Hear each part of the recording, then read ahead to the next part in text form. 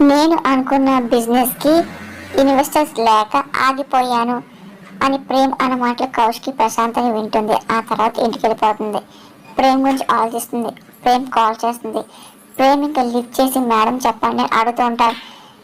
నీ బిజినెస్కి ఇన్వెస్టర్స్ దొరకటని చెప్పి అన్నావు కదా ప్రేమ్, నాకు తెలిసిన వాళ్ళు ఒకరు ఉన్నారు, వాళ్ళతో నేను మాట్లాడాను, వాళ్ళు ఇన్వెస్ట్ చేయడానికి రెడీగా ఉన్నారు అని కౌశికి అన్న మాటలకి ప్రేమ్ చాలా సంతోషపడుతూ ఉంటాడు. కౌశిక్తో మాట్లాడినప్పుడు ప్రేమ్ స్పీకర్లో పెట్టి వినిపిస్తూ ఉంటాడు. ఆ మాటలు విన్న చంద్రిక చామంతి షాక్ అవుతారు, ఇంకా సంతోషపడుతూ ఉంటారు. పక్కన రోజా కూడా అన్నీ వింటుంది. ఏంటి నీకు ఇన్వెస్టర్స్ దొరికారా ఏంటి అంటే ప్రజెంటేషన్ గట్టిగా రెడీ చేస్తావా, అసలు ఈ తెలిసింది నేనేం చేస్తాను, చేతులు కట్టుకొని కూర్చుంటా అనుకుంటున్నావా ఏంటి అని రోజా అని విని ఇంకా కామ్గా చూస్తూ ఉంటుంది.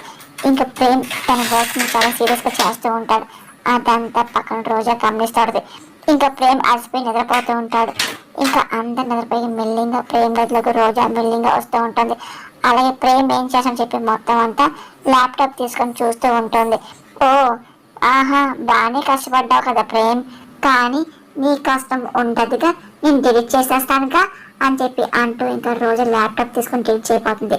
అప్పుడు ఇంకా చిట్టి వచ్చి చూస్తూ ఉంటాడు. ఇంకా చిట్టిని చూసి రోజు షాక్ అవుతూ ఉంటుంది. ఇంకా భయపడుతుంది. ఇంకా అలాగే ప్రేమ చూస్తుంది.